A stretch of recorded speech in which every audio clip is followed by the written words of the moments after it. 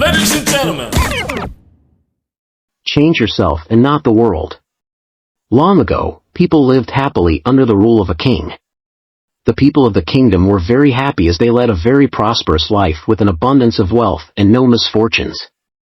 Once, the king decided to go visiting places of historical importance and pilgrim centers at distant places.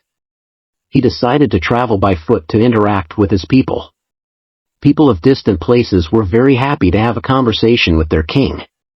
They were proud that their king had a kind heart. After several weeks of travel, the king returned to the palace.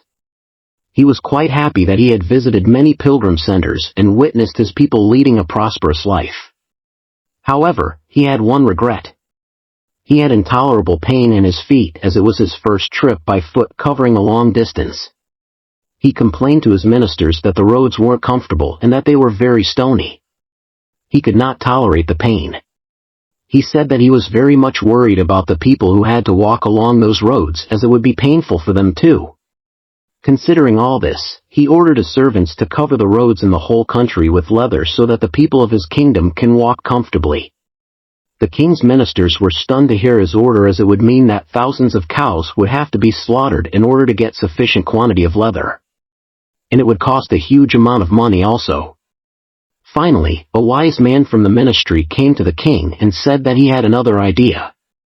The king asked what the alternative was. The minister said, "Instead of covering the roads with leather, why don't you just have a piece of leather cut in appropriate shape to cover your feet?" The king was very much surprised by his suggestion and applauded the wisdom of the minister. He ordered a pair of leather shoes for himself and requested all his countrymen also to wear shoes.